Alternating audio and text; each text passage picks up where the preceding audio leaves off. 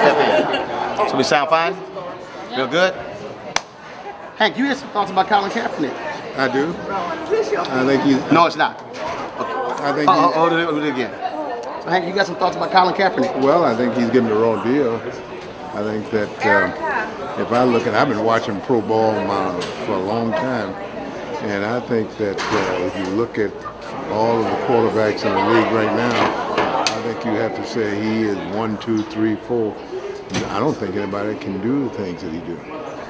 So you know, I just wish somebody would open up and give him a chance to do his thing and say, hey, you know, he's entitled to whatever he did, and let's forget about it. And let's go on with it. And do you want to see other players stand up and stand with him? I'd love to see some other players stand up.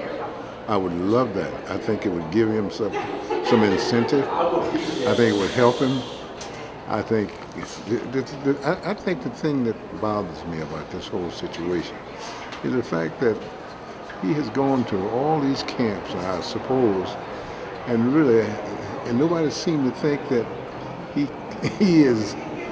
stands a chance of being number one. Here's a man that a young player who almost carried a team to a championship, to a Super Bowl. I remember that because I was a Raven fan and he was playing against my team, the Ravens. But be that as it may, I think that somebody needs to give this young man a chance. And clearly owners are making a decision that they do not want him signed. I think this decision is coming from the owners. I don't think that it's coming from the general manager. I do know that Harbaugh and also other Newsom, I'm not putting them in harm's way, but I say that if they look at it and say, hey, let's open the season up, we can't open the season up with Flacco, then who's the second best? Look, you went through the experience, Jackie Robinson, players standing up. Here's a guy who's speaking about police brutality, what's happening to African Americans, and it is if they're saying, we want you guys to just shut up, play ball. Yeah, you know, and to be honest with you, I can understand what you're saying.